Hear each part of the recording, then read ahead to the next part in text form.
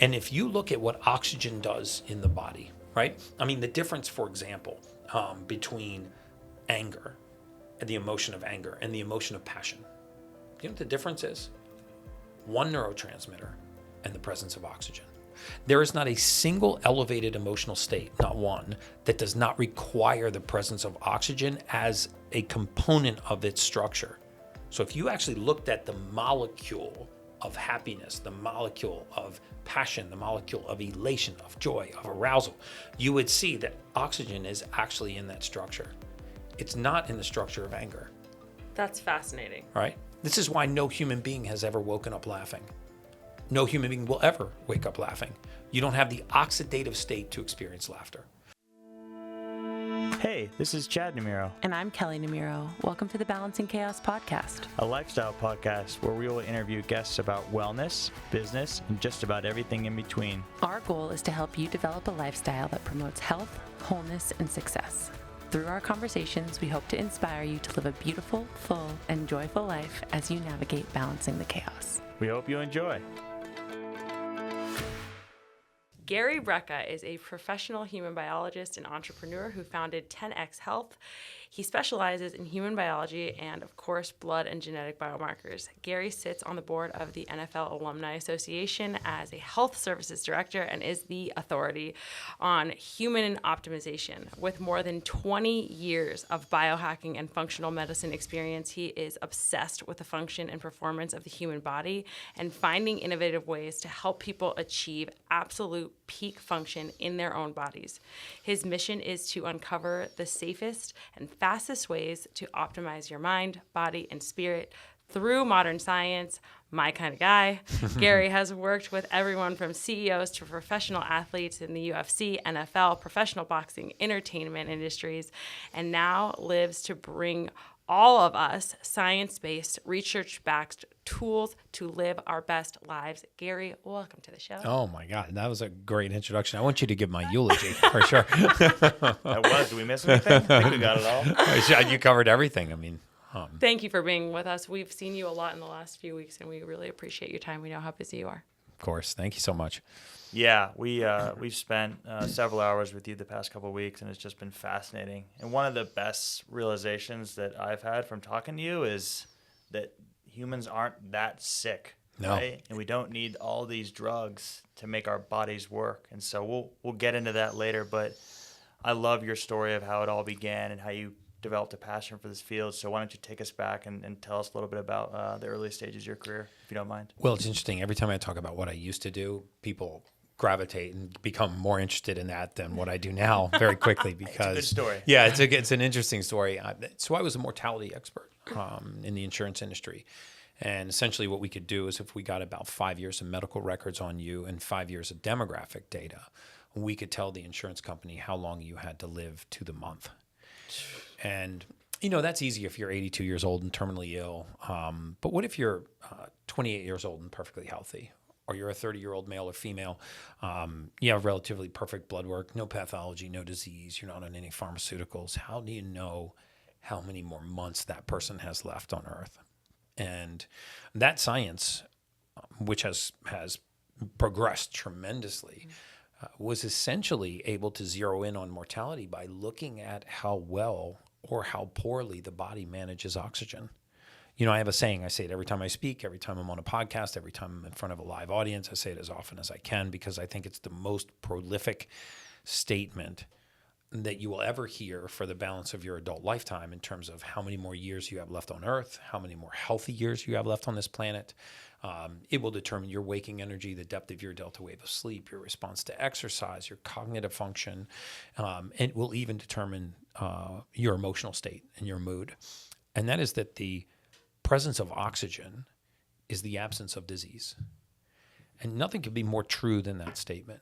You see, we are either managing oxygen well in our body, and therefore we are very disease-free and we are going to live a long, happy, healthy life, or we're managing oxygen very poorly, in which case we are not only accelerating towards the grave, but we are bringing closer to us the onset of pathology and disease and the severity of that disease. Right. So that's kind of my background. So tell us how you went from that doing that with insurance and to what you've created today, which is incredible. Well, the sad thing about that industry was, even though I was able to look at medical records, and I'm not a licensed physician, I'm a human biologist, so I'm not licensed to practice medicine. So rightfully, they kept people like myself from getting involved in people's medical decisions. And what basically would happen was I would read medical records, 6 days a week, 8 hours a day. And even if I saw a life-threatening drug interaction or something that was clearly misdiagnosed, I couldn't have any communication with the patient or even the treating physician. All I could do was just watch it progress. That's painful. And it became glaringly more apparent to me as this career went on that the three biggest impacts on how long people have left on this earth and how healthy and how happy and how long they're going to live and how many healthy years they have left and how soon they will succumb to disease. And basically their quality of life were what we called modifiable risk factors.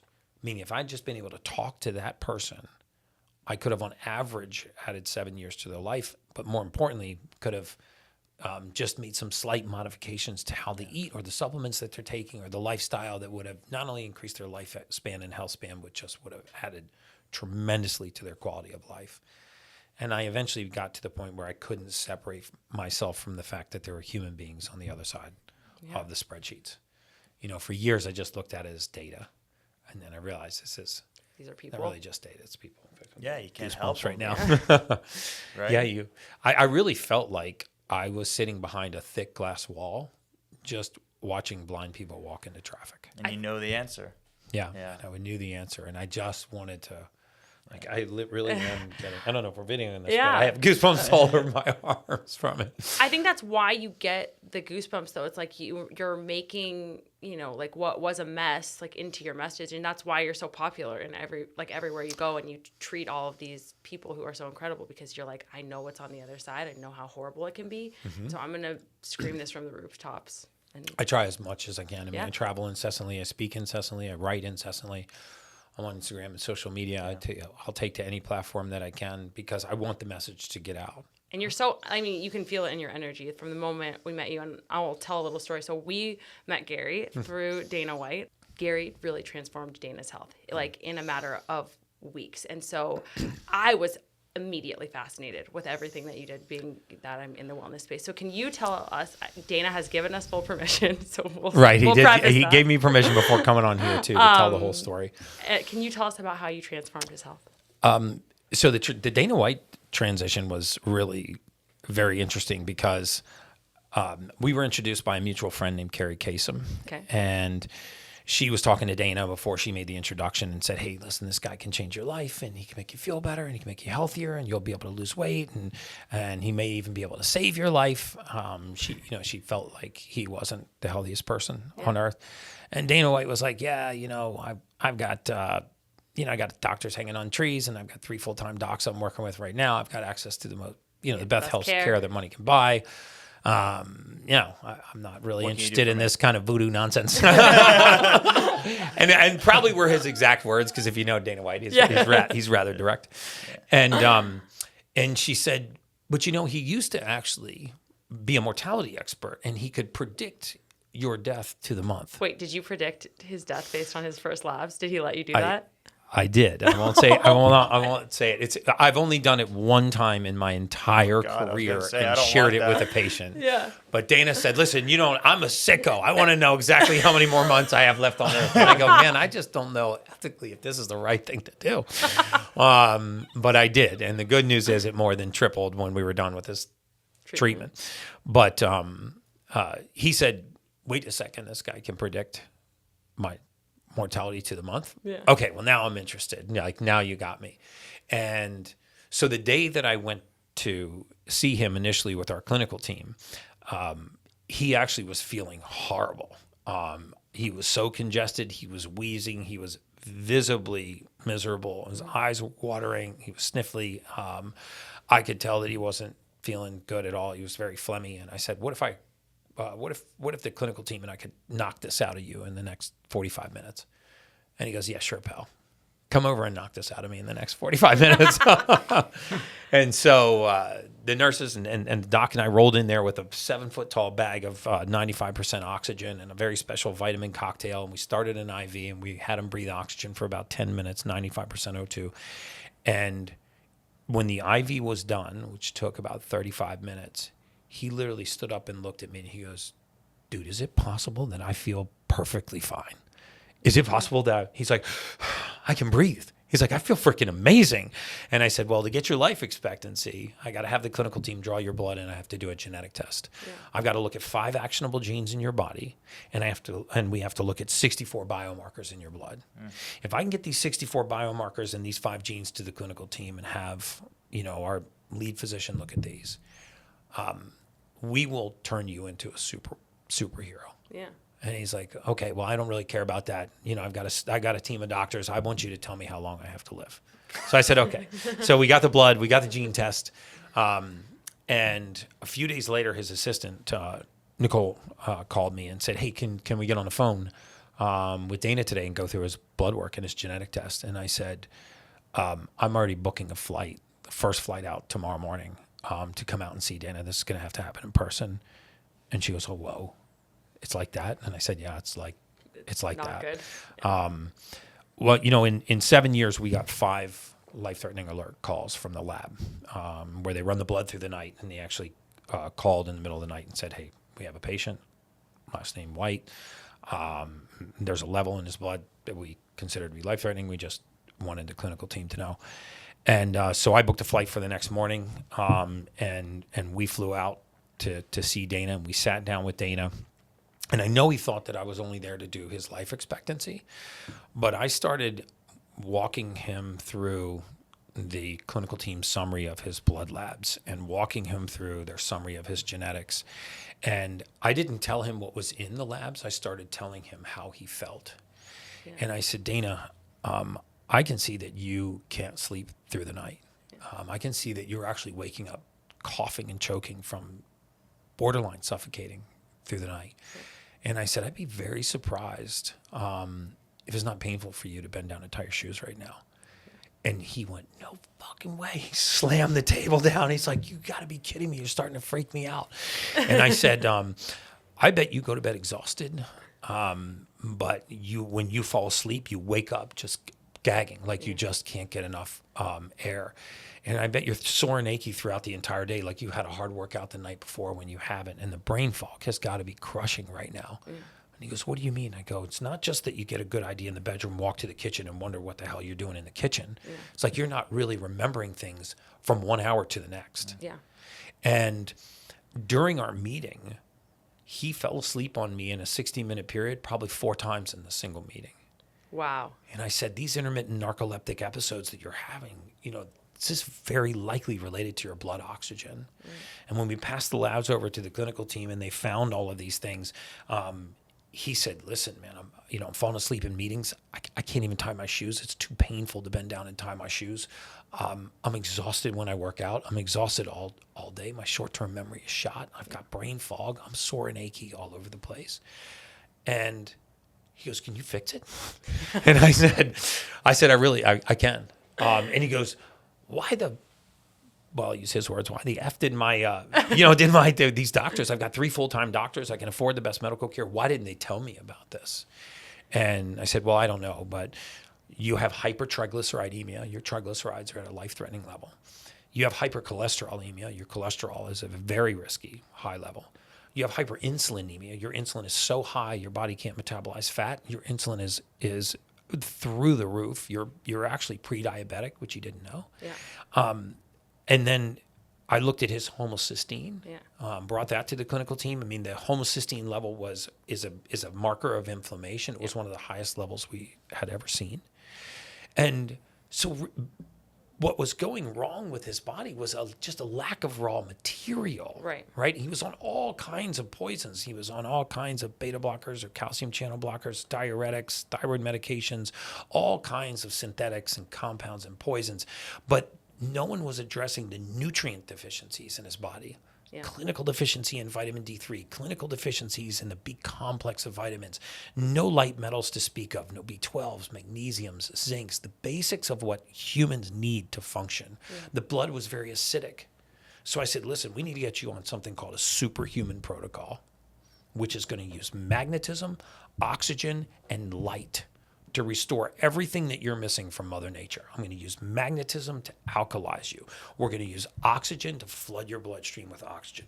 We're going to use light to drive oxygen into your mitochondria and give your body back the energy it needs to function optimally. So let me ask you a follow-up question from all of this, because I think that something you posted yesterday was really fascinating, and it was about people like accepting feeling crappy as they're normal. And I think that that's so often what I see in the people that I work with. And I think that probably is what Dana was feeling for a while, right? No doubt. Like, He had accepted such an erosion of his baseline sense of normalcy. He just accepted it. It's like, oh, I'm just getting old, or, I'm just heavy, or I'm stressed out, or I'm working too much. So can you tell us how much of the population, because from the research that I've seen, I think it's like 80-something% are insulin resistant, pre-diabetic. Yes. And like how many people you see that are like dealing with triglycerides and high cholesterol? Like what percentage of the population is that? Well, 570 million people on the surface of the earth are diabetic. And when we think about the amount of refined carbohydrates in our diet and the paucity of understanding of what diabetes really leads to, it's not even the full-blown diabetes that is the major issue. It's the elevated insulin over time. If you look at what happened to Dana, he had hyperinsulinemia, right? So his insulin rose, right? And remember, the primary role of insulin is not to lower blood sugar. The primary role of insulin is to block any other form of energy use in the body. So in Dana's case, when his insulin spiked, his body couldn't burn fat. So where's the first place fat builds up? In the blood. And if it builds up to a level where his did, the blood is actually almost solid at room temperature. So when you take the blood out of the body, it coagulates. Yeah. It looks like candle wax. This is very risky. Part of the reason why he couldn't tie his shoes, which is hard for people to talk about. And until I brought it up to him, he had not even spoken publicly about it to anyone. Right. And I think that's what really freaked him out, because he's like, there's no way you could know that, because I haven't told that to anybody. Well, that's what I felt like when you were reading my lab results. I was like, this guy's like psychic. He knows. People tell me that all the time. They're like, you're reading my tea leaves. Like, who told you to say that about me? Because it's almost like I'm reading your tarot cards, right? Because the labs tell a very specific story. The reason why I really love the blood work and the genetic testing is that, there's not a single compound that's known to mankind, not one, that we put into the human body that's used in the format that we put it in. Everything that enters our body has to be refined into the usable form. Okay, this process is called methylation. When methylation is broken, your body is deficient, right? If you can't convert a raw material, folic acid, into an active material, methylfolate, you have a deficiency in that active material. So what happens when I start to deplete methylfolate from the body? I affect all kinds of things: mood, emotional state, stability in thinking. My mind gets very, very active. We call this ADD or ADHD or OCD. Gut issues. My gut doesn't have the right nutrients to move at the proper speed. So I hate to keep bringing everything back to Dana White, but there were so many of these issues that were going wrong in his body that were simple lack of raw material. Do you know, in 10 weeks, he not only lost 33 pounds, but his blood fat fell almost 100 points a week for 7 straight weeks. Would you attribute that to proper methylation? No question. Turning methylation on, I put him on what we call a prescription ketogenic diet, which is, I don't think the whole world needs to be on a keto diet, don't get me wrong. But when you have high triglycerides like that, and high insulin, right? And high insulin, you need to drive those things down. And so in his case, he said, what's a prescription ketogenic diet? I said, that's a diet that you marry. You're not going to date this diet. You have zero leeway. There are no cheat days. There's zero leeway. He went in and filmed 10 fucking Fridays on one day, was sick as a dog. Because I said, for the next 10 weeks, we can't do that, right? There's no cheat days. I'm going to put you on a prescription ketogenic diet. The clinical team is going to put together a specific protocol for to supplement for the deficiencies in your blood and your genetics. And I'm telling you, 10 weeks later, he didn't recognize himself. Cholesterol normalized, insulin the lowest level it had been in 10 years. gone from being borderline diabetic to pre-diabetic to normal blood sugar, triglycerides down almost 400 points, insulin down 25 or 30 points, cholesterol normalized, homocysteine normalized, and everybody's telling them, "Oh my God, you look great. Your memory is back. Like your energy is back. You're not falling asleep in meetings. Like you're getting jacked." But the truth is, it was what was going on the inside. Yeah. That was the big difference. Like to me, that's where the real change happens. I think our listeners are going to be really fascinated by this, and I don't know how much you're able to talk about it, but can you tell us what else besides the prescription keto diet was in the Superhuman Protocol? Yes. I mean, so the Superhuman Protocol basically uses three modalities, right? One is called a PEMF MET, pulse electromagnetic field. You see, we've gotten just so far away from the basics of Mother Nature, right? Think about the last time you had bare feet touching soil, like touching the earth. Earthing. Yes, earthing, grounding. I told her mom today, I'm like, she's my science spirit animal. Like, I love people that are super into it. But the truth is, human Most beings, people we build up a charge, right? I mean, we get very acidic. Yeah. And that is a charge. pH is a charge. It stands for potential hydrogen. Yeah. So if we want to discharge, we have to walk on the surface of the earth with bare feet. Yeah. Well, because we don't do that, we can use a yoga mat looking device. It's called a PMF mat. We can lay on this thing for 16 minutes a day. You can even put it in your bed so it goes off while you're sleeping. And it will alkalize all 32 trillion cells, causes all your red blood cells to separate to be ready to receive healthy oxygen, calms the nervous system down. And so I had him doing There's this. actually studies that show that lowers cortisol levels, isn't there? Oh, it lowers cortisol levels. It modulates, the immune system. There are all kinds. This is my opinion. These are clinical studies. I'd be happy to give you the links. It modulates the immune system. It causes tiny vascular vasodilation, microcapillary vasodilation. So your eyes, your liver, your lungs, your pancreas, your kidneys. So you move from this mat to then breathing oxygen, 95% oxygen while exercising. It's important that we don't just sit at rest and breathe oxygen, 100% O2. That would be very bad for you. But 95% oxygen while you're exercising for 10 minutes will flood the bloodstream with oxygen. It'll raise something called your partial pressure. It will actually increase the amount of oxygen in your blood. And then you move to a red light therapy bed. And a red light now, photobiomodulation, is the rage in sports recovery. It's the rage in anti-aging and longevity, because we know that we can now isolate wavelengths from the sun that are safe. No UVA, no UVB. And we can surround the body with these wavelengths of light, and we can improve collagen, elastin, fiber, and production in the skin. We can recruit peptides, natural peptides, into circulation, GHK, Cu, a copper peptide. And we can drive oxygen right into the mitochondria. And my science spirit animal knows that if we get oxygen into the mitochondria, that is the way that we live longer, healthier, happier, disease-free lives. Right? So I know you're trained in the Wim Hof method, and we'll talk about some of those things, but what is going wrong? Why, as humans, are we not able to ingest enough oxygen just walking around? Are we breathing too shallow? Is it a combination of multiple things, I assume? But what's going on there? Well, one of my favorite sayings that I say all the time is that aging is the aggressive pursuit of comfort. Right? The more aggressively we pursue comfort, the faster we age. Right? We have got to stop telling grandma not to go outside, it's too hot. Not to go outside, it's too cold. Just to lay down, just to relax. Eat the comfort foods. Eat at the first pang of hunger, right? Because the human body responds very well to stress. Right? If you don't load a bone, it will not strengthen. If you don't actually tear a muscle, it will not grow. And if you don't challenge the immune system, it weakens, right? So if we want to make the body more resilient, if you look at as we become more sedentary, we actually collapse. Posture collapses. Actually get shorter. We actually get shorter. We physically get shorter. And if you look at what oxygen does in the body, right? I mean, the difference, for example, between anger, the emotion of anger, and the emotion of passion. You know what the difference is? One neurotransmitter and the presence of oxygen.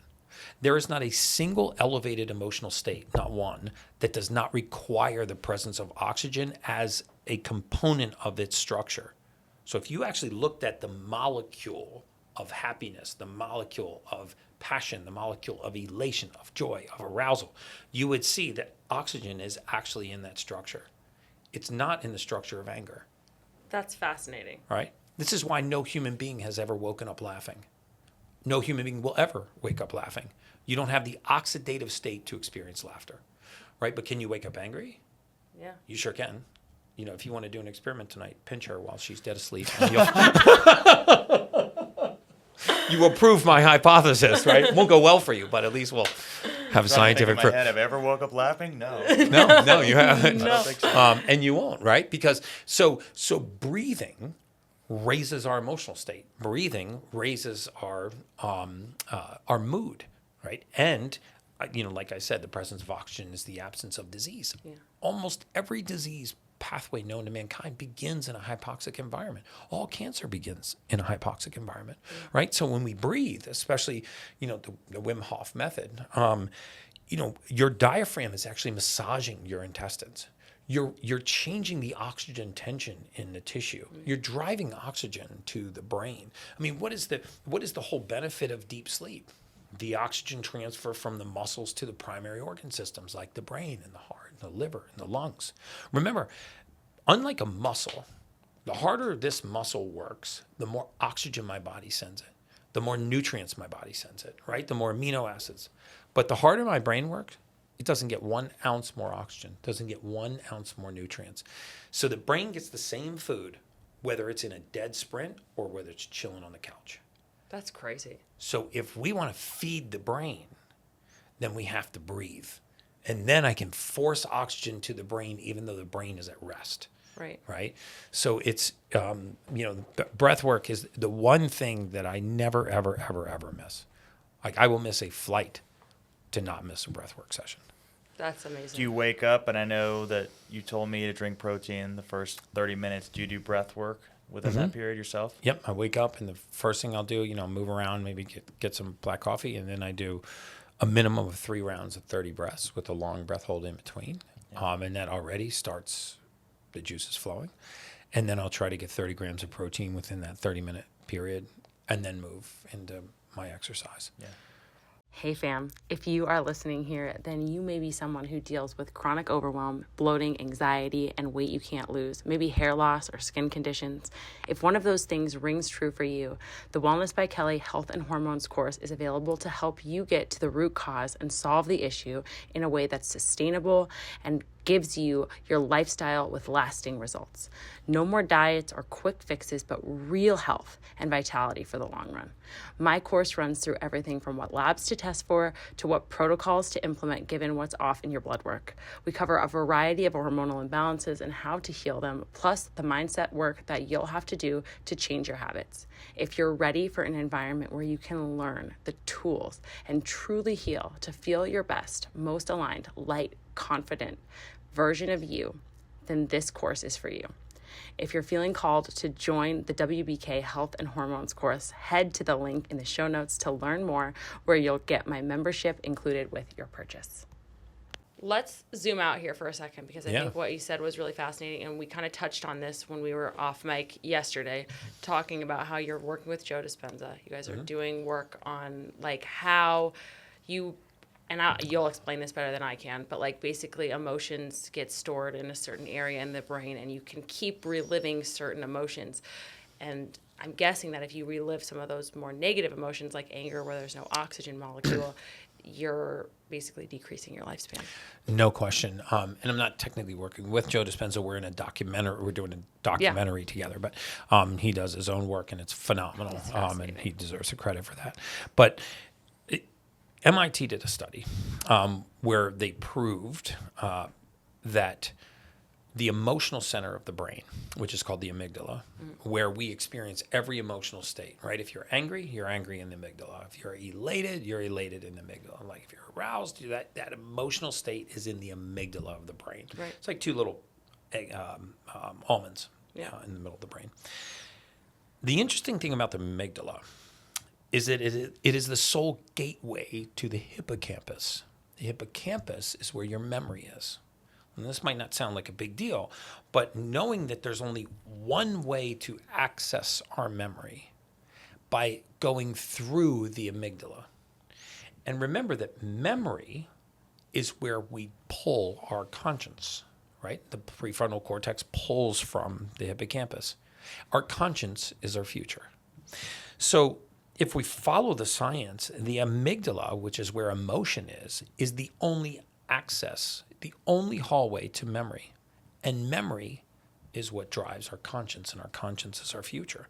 So the only way to access memory is through our current emotional state, right? So if you're angry, you are actually only capable of accessing memories that are tied to anger at that moment, right? And I use the example with you guys that, if you've ever had an argument with your spouse, you can recall with incredible accuracy every time they made you feel that way. You did this last week at the barbecue. You did this when I was out with my boys on Labor Day weekend. You did this at our mother-in-law's house on September 21st, 2021, right?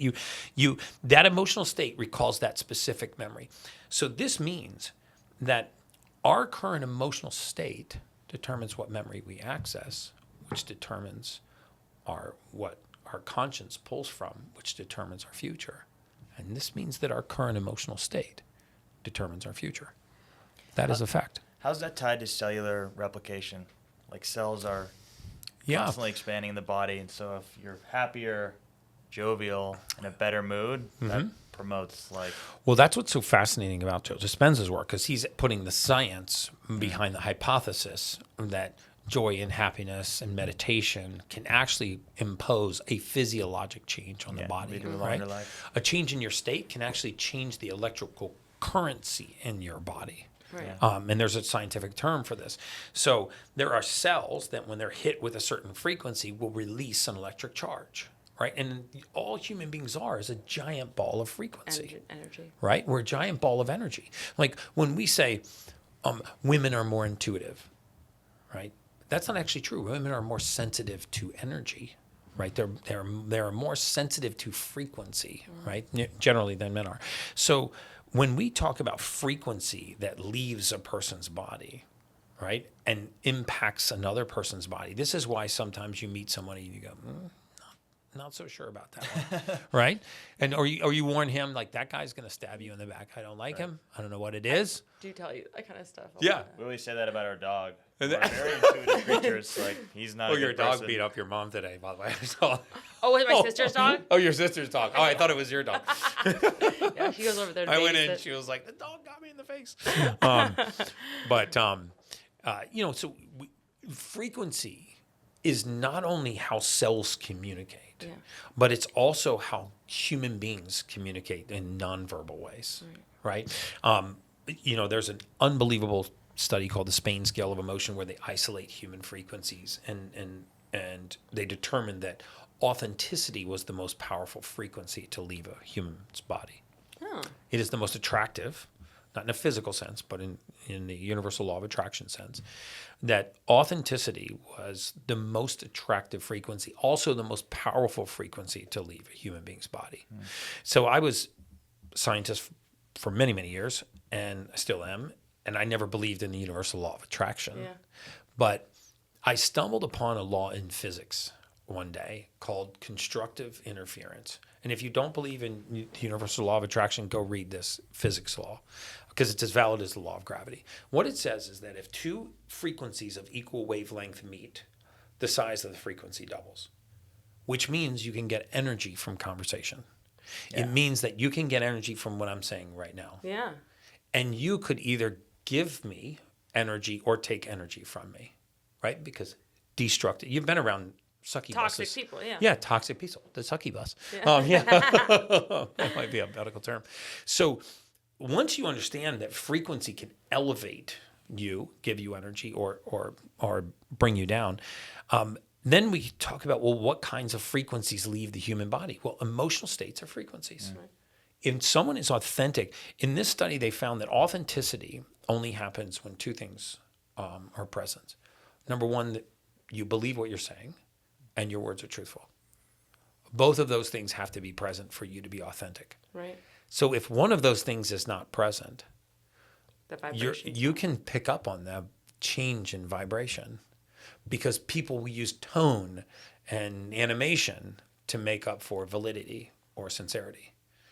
right? Fascinating. So if I'm going to tell you something that's not true, but I want you to believe it, I can increase my tone or my animation in an effort to try to impact you. But when you're sensitive to frequency, you go, I appreciate all the hand waving and the loud gestures, but you're still lying. Since we're kind of on this wavelength, talk to us about depression, because I grew up, as the world did, thinking perceivably that, oh, it's a chemical imbalance. Mm-hmm. You're born that way. There's really not much you can do. And here's these SSRs, et cetera. Mm-hmm. And I was absolutely fascinated that you effectively described it as at times treatable, if given the proper nutrient supplementation, et cetera. And so obviously rampant. Yeah. And so no question. When, our clinical team has been able to over and over and over support people that are having depressive symptoms. Dr. Sarda's phenomenal at this. She's our clinic director. But if we look at the current definition of depression, right? How do we define depression in this country? We define it as an inadequate supply of serotonin. That's the majority baseline definition of depression. So if depression is an inadequate supply of serotonin, then you would think that the fix would be to raise serotonin. Right? But that's not what we do. We take people that are depressed and we put them on SSRIs, serotonin reuptake inhibitors. And what these do is they take what little serotonin that person has and they just ration it. So by definition, it doesn't raise serotonin. So by definition, it doesn't end depression. Right. And this is why a lot of people will come into our clinic. They'll meet with one of our clinical team members and they'll say, I've been on antidepressants for 18 years. So common. And, the response is always, well, when did you think it was going to kick in? Right? I mean, if you've been on an antidepressant for 18 years and you're still depressed, well, if we understand that serotonin is made in the gut, in fact, most of our neurotransmitters are made in the gut. 90% of the serotonin in the body is in your gut. If you don't have it here, you can't have it here. Right? So it travels up the vagus nerve to the brain and creates emotion. So if 90% of our serotonin is here, then why are we looking for the fix here? Right? Why would we not try to turn the factory back on that makes serotonin? Serotonin is made from the amino acid tryptophan. We methylate it into the neurotransmitter serotonin. If methylation, this conversion, is broken, then you're deficient in serotonin and you're by definition depressed. Well, this is a conversion issue, not an issue coming from your outside environment. The same is true with anxiety. If you know somebody that suffers from anxiety, ask them these 3 questions, and you can prove it is coming from their physiology, not their outside environment. Yeah. Right? Ask them, number 1, have you had anxiety on and off throughout your entire lifetime? In almost every case, they will say yes. And then the second question you ask them is, can you point to the specific trigger that causes it? And most of the time they'll say no, right? And then the third question is, if you've taken anti-anxiety drugs, have they worked? And the majority of the time they'll say no, they make me feel like a zombie. Just numb you out. These are literally like all the questions, you guys, that Gary asked me when I first met him. And I was like, wow, like I said, like he's reading my tea leaves, like he's a psychic. He knows me. Like when I took anti-anxiety meds, they didn't work. When I've had anxiety, it's been on and off my whole life. And so there's a specific gene that you attributed that to in my lab work, and I'm open to talking about this. So will you tell them what that is? Sure. It's called MTHFR. And how much of the population has MTHFR? 44% of the population has MTHFR. And so I'm not going to tell you what the nickname is for that gene. I know, not on the air. But MTHFR is one of the most common gene mutations in the world. And based on your diet and your lifestyle, it can be very, very prevalent, or it can be very submissive or non-symptomatic at all. Yeah. But interestingly, this is an inability to convert forms of folic acid into methylfolate, the active form, right? So remember, folic acid actually is a man-made chemical. Folic acid doesn't occur anywhere naturally on the surface of the earth. We make it in the lab. It is the most prevalent nutrient in the human diet because we spray our entire grain supply with folic acid. We spray all white bread, white rice, white pasta with folic acid. White flour contains folic acid if it's non-organic. We call this fortified or enriched. And a lot of the population, 44% of the population, depending on their diet, is taking in voluminous amounts of folic acid, and half of us can't even process it. So what's the problem explain what the problem is. Like if you have so much folic acid, but you can't convert it, what is that doing in your body? Well, two things are happening. The amount of folic acid is rising, Right. and the raw material your body needs, methylfolate, is deficient. Yeah. And methylfolate is very early in the methylation cycle, right? It supplies a lot of other processes down the chain. And so if you deprive the body of this raw material, it has a very difficult time making neurotransmitters. Neurotransmitters form the basis of all mood, all emotions. It has a very difficult time moving things. It's called peristaltic activity, moving things through the gut. Yeah. So you get acid reflux, gas, bloating, diarrhea, constipation, irritability, cramping. And it seems to come out of nowhere because you can't tie it to a food that you ate. Mm-hmm. Most of us tie the issue we're having in our gut with what we last ate. Totally. We don't think about maybe the motility, the speed of the conveyor belt is off. Yeah. Almost every client I see comes to me and is like, can we do an elimination diet? Yeah. And you're like, no. Exactly. Yeah, I have people. So here's the problem with allergy testing for the most part, right? When they do an allergy test, they take your blood, the majority of these tests, and they wash it down a membrane, and then they wash the allergen down the other side. Yeah. And what they're looking at is how pissed off your blood gets. How, what's the inflammatory reaction across this membrane, and we grade it from a 1 to a 10. Mm-hmm. So if it's a 1, it's mild. If it's a 5, it's moderate. If it's 10, it's severe. But what they usually do not take into account is what if you're already in an inflamed state? What if you're already at a 6? Now I eat a little bit of soybean and it's only a 1. It shows up as a 7. I eat some blueberries. There are 2. It shows up as an 8. Right. I eat some banana. It's a 3. It shows up as a 9 or an 8, right? So the point is that if you're already in this inflamed state, then you get this myriad of foods you're supposedly allergic to. And then you can't Right? eat anything. And then not only can you not eat anything, but the issue is still going on because it's not related to what you're eating. It's related to this gene mutation. Right. Because the body is missing a raw material that it needs to function normally. You see, my big belief is that modern pathology and disease and dysfunction as it exists today is not really happening to us. It's happening within us. Mm-hmm. And if we would put faith back in humanity, back in human beings, back in modern man and say, listen, the body's capacity to heal itself, to thrive, is exponential. It's even unknown. Why don't we go into the human body and figure out what missing raw material is missing from this person's body? Put it back and watch what happens. Yeah. In the majority of cases, you watch that person thrive to a level they never thought possible. Dana White is an example of that. Yeah. I didn't put anything, the clinical team didn't put anything into his bloodstream that was not already there. We just changed the form and the amount. Right. And in 10 weeks, he couldn't recognize himself. And most of your listeners right now are walking around at about 65% Of optimal health. of optimal health. Yeah. Because they've accepted such an erosion of their baseline sense of normalcy. They do not know what their body's deficient in. If you've never tested for these 5 genes, you have no idea what your body can convert and what it can't.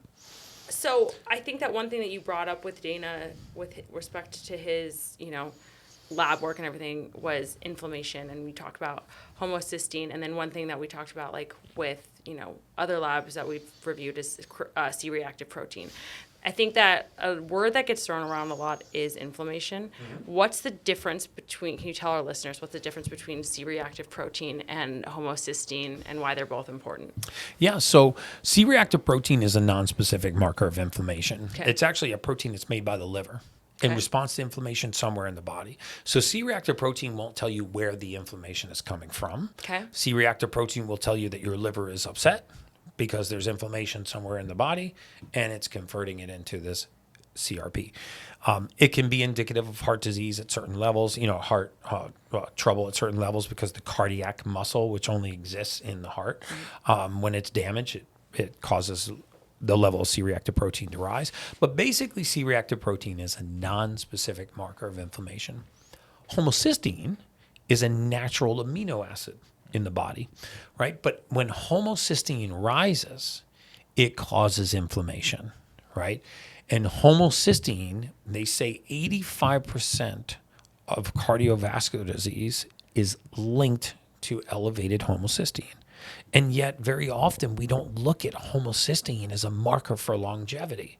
If you lack the ability to bring down homocysteine, then homocysteine circulating around in your blood vessels, it's known to cause arteries to spasm and clamp down, which drives pressure up. It's known to irritate nerves. It's known to irritate arteries, veins, organs. If you have lots of inflammation circulating through the kidneys start to slow their filtration rate. You have lots of inflammation circulating through the liver, it gets inflamed and irritated and slows its filtration rate. So homocysteine is linked to all kinds of things, indigestion, acid reflux, cardiovascular conditions. And yet this amino acid is very easy to reduce in the bloodstream. We use other amino acids and B vitamins to metabolize it to normal levels. I mean, right? So what's the risk that it doesn't work? I took some B vitamins and some amino acids and it didn't work. Or that I took some vitamins and some amino acids and it reduced the most inflammatory compound in my body. Yeah. And my blood pressure normalized. And my kidney filtration rate rose. And the poison level in my blood dropped. And my mental clarity came back and my anxiety was down by 85%.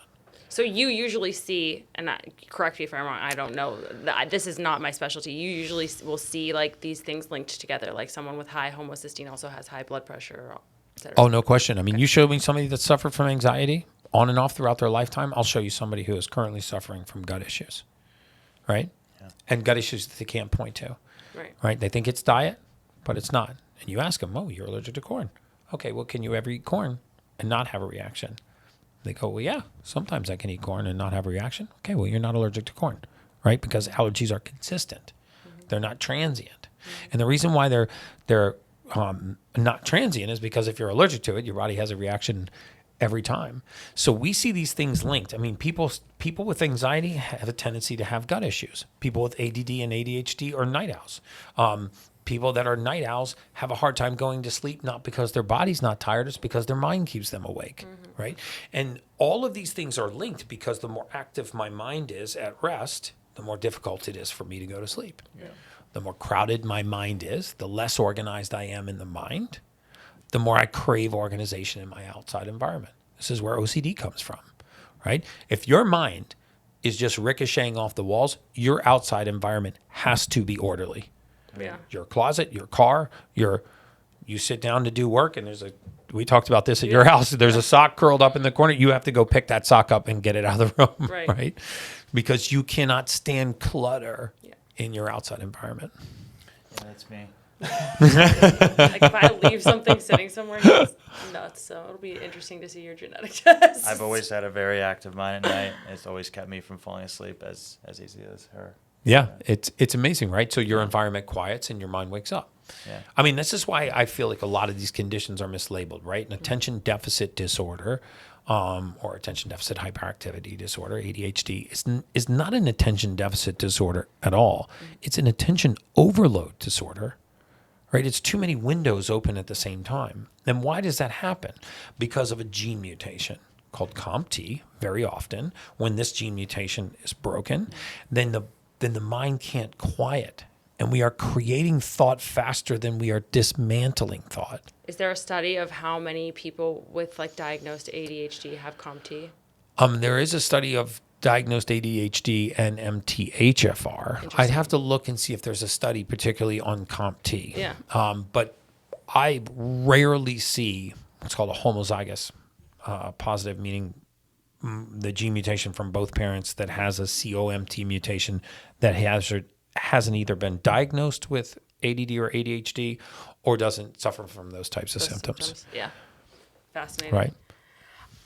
So last question that I have for you is the biggest thing that clients come to see me for. And so I think that this will be really a popular question for the females in our audience is weight loss. And they want to experience weight loss. And I heard you talking about cold therapy on another podcast. Can you tell our listeners why cold therapy is helpful for weight loss? Yeah, I'll tell you specifically why it's helpful for weight loss. So think of what the definition is of a calorie, right? So a calorie is actually a measure of heat, right? The definition of a calorie is the amount of energy that it takes to raise 1 cubic centimeter of water, 1 degree centigrade. Okay, so if a calorie is a measure of heat, Then when heat is leaving our bodies, guess what else is leaving our bodies? Energy. Calories, Calories. right?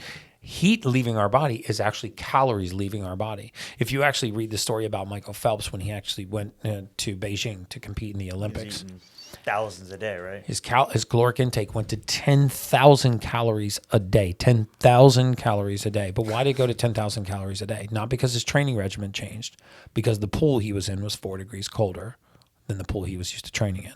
Wow. Right? So water is 29 times more thermogenic than air, meaning water removes heat at 29 times the rate of air. You can die in 72-degree water. You cannot die in 72-degree air. Right? Your body can maintain that temperature gradient. There's plenty of stories. In fact, there's a movie being made about 3 gentlemen that passed away in the NFL when their boat capsized in 74-degree water in the Gulf. So when we get into cold water, 4 major things happen. Number 1, our liver panics, and it floods the bloodstream with something called a cold shock protein. These are miracle proteins, and you have an endless supply of them every day. These proteins will scour the body of free radical oxidation. They will quadruple the rate of protein synthesis, muscle repair. The second thing that happens is you have a major peripheral vasospasm. Yeah. Right? So what does this do? It drives oxygen into the core. It forces oxygen into the brain. What other time of our life does this happen? Only in delta wave sleep. It mimics delta deep sleep, which is why you feel so amazing. Try to be in a bad mood getting out of a cold plunge. Yeah. Right? You are in the best. They say if somebody's depressed, push them in cold water. Right? So the third thing that happens is, you have this vasospasm. You drive oxygen into the core, but now heat is flooding out of your body. Right. There is nothing on the surface of the earth that will remove calories from your body or burn fat at the rate that getting in cold water will. There is no amount of HIIT cardio. There's no amount of intense exercise, weight training. Nothing even becomes remotely close to the amount of fatty acid metabolism, brown fat activation that you can get from getting in cold water. So that's cold usually water. where I get the women, by the way, Yeah. to start cold bathing, because they're like, all right, I like the peripheral vasospasm, then I'll sound sciencey, but wait a second, you say I could lose weight? I'm telling you. So cold, like plunge rather than cryotherapy. Cold plunge rather than cryotherapy, again, because water is 29 times more thermogenic than air. So you can use 50 or 60 degree water, work your way down to 50. I don't think that you need to go below 50. The trick to cold plunging is to get the peak amount of benefit and then get out and then do it daily. 3 minutes minimum, 6 minutes maximum. Okay. Anything below 58 degrees, I would prefer 50 degrees. Yeah. But if you want the absolute sweet spot for cold plunging, 50 degrees, 3 minutes minimum, 6 minutes maximum, once a day, it will change your life.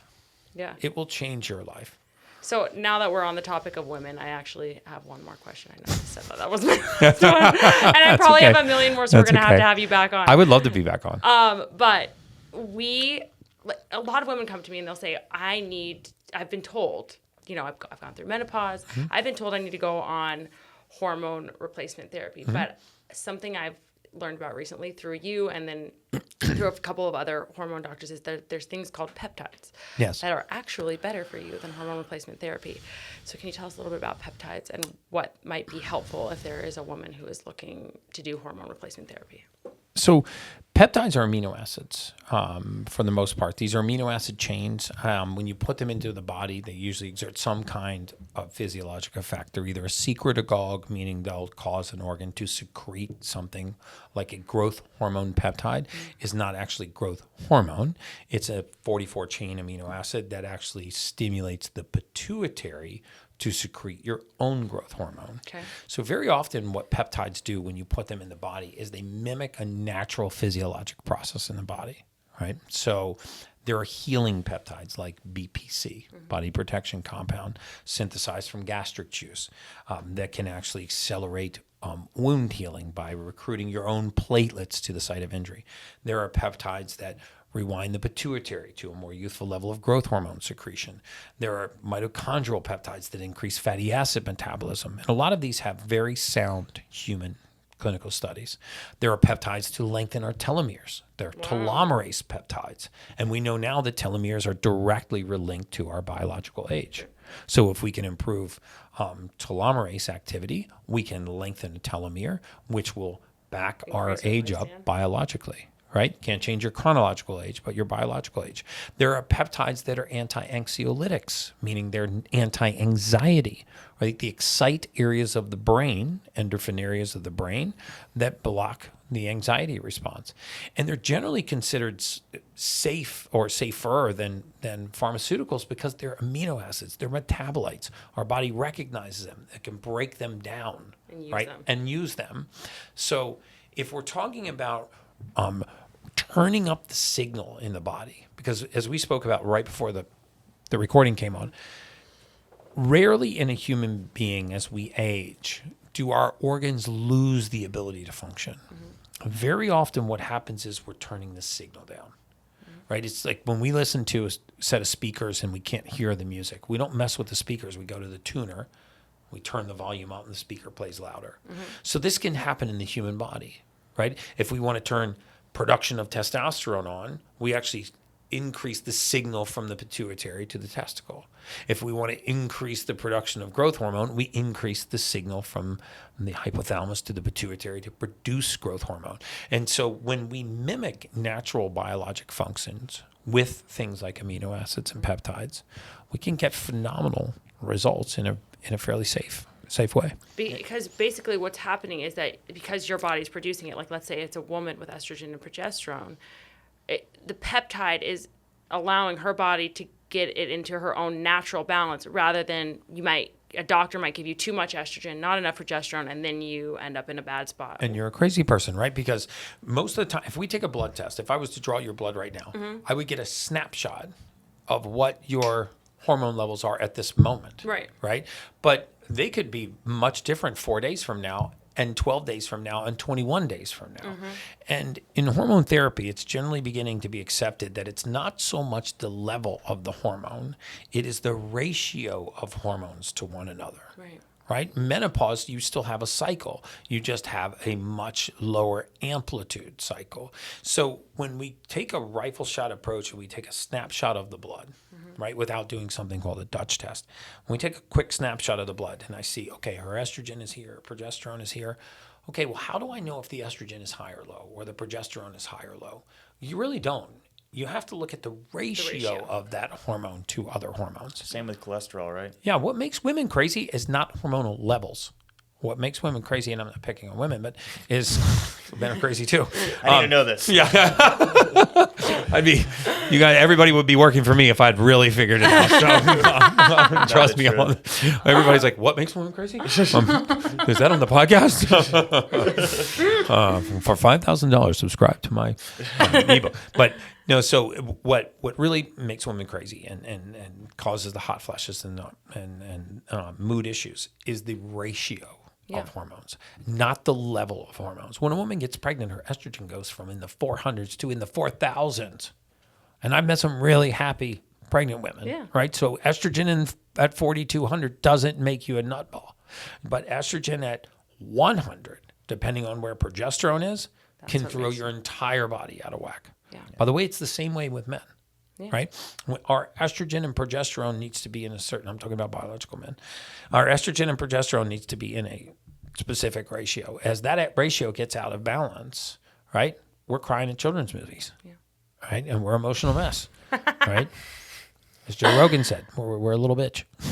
when do you, if ever, believe in introducing testosterone to the body? So a lot of low T in America and the world. Well, scientifically, if you look at the 2018 Journal of American Urology clinical guidelines for testosterone therapy, if you scroll down to section 13, you'll see that they did a meta-analysis of all these different types of hormone therapy. And there is true testicular hypofunction, meaning your testicles are not producing enough testosterone. That needs to be replaced, right? I mean, according to the Journal of American Urology, having low testosterone is a risk factor for cardiovascular disease. Having low testosterone is not, or having normal levels of testosterone is not linked to prostate cancer. It's not linked to increase thrombolytic events, meaning blood clots. A lot of the myths that you hear about hormone therapy are just that. They're myths. Yeah. We're talking about optimal levels of hormones, not supraphysiologic levels of hormones. So I'm a believer in the science behind replacing hormones in the body when the body can no longer produce them. But if we can turn the signal up to the organ that makes that hormone, well, it's much safer to be high on your own supply, right? Wouldn't you rather? I love that. Yeah, I mean, wouldn't you rather raise your own internal level of growth hormone than take growth hormone from outside the body? Wouldn't you rather raise your own internal level of testosterone than take testosterone from outside the body? I would think the answer is yes, right? So in order to do that, we can use peptides and other therapies to safely and naturally stimulate your body to do it on its own, right? Nobody has figured out a role that's better than what God figured out for the body, right?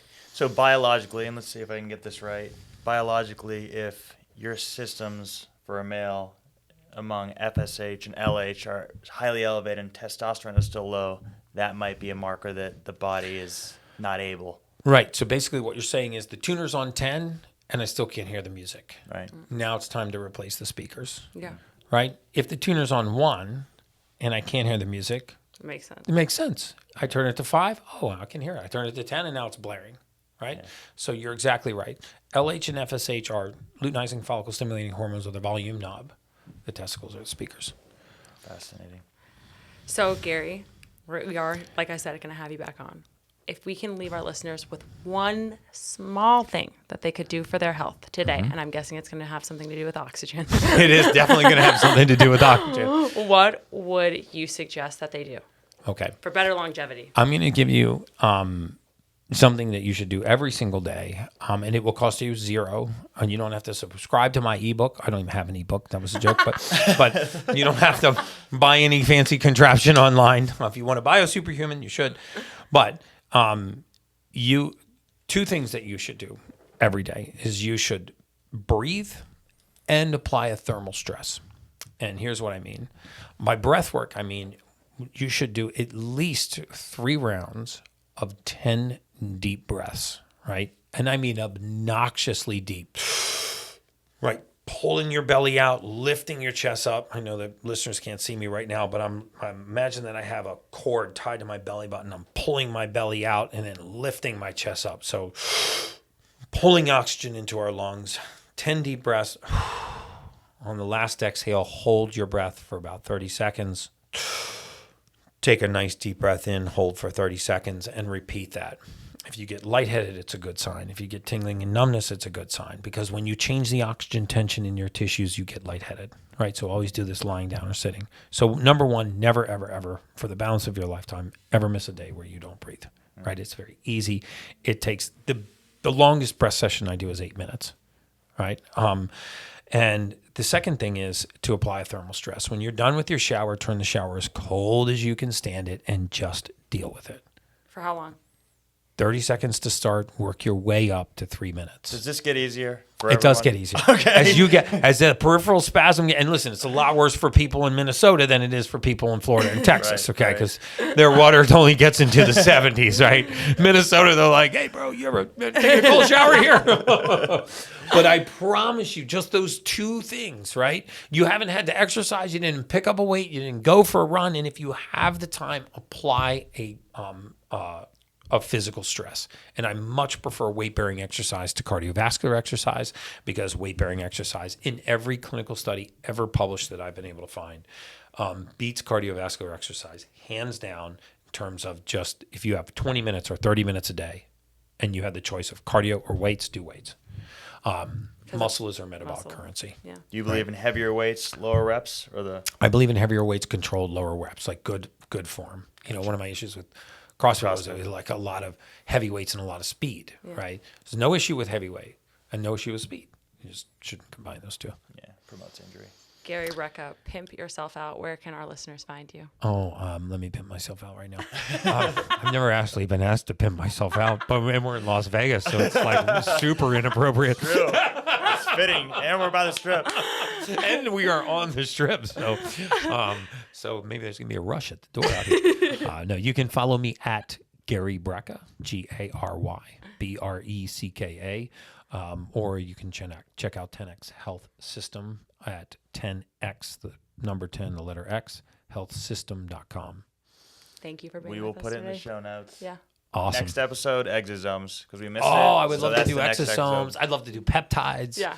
We're gonna Yeah. go. We're gonna go in deep. Like no intros needed next time. We're going full. All right, let's go. Full in. Thanks, Amazing. Gary. You're Thank very you. welcome, guys. Thank you very much. Thanks. We really hope that you enjoyed that episode. You can follow me on Instagram at Wellness by Kelley. And if you're new around here, you can sign up for the WBK 7-day free trial where you can get access to all of my low impact workouts, blood sugar balancing, plant-based recipes, and guided meditations, all available on wellnessbykelly.com and on the WBK app.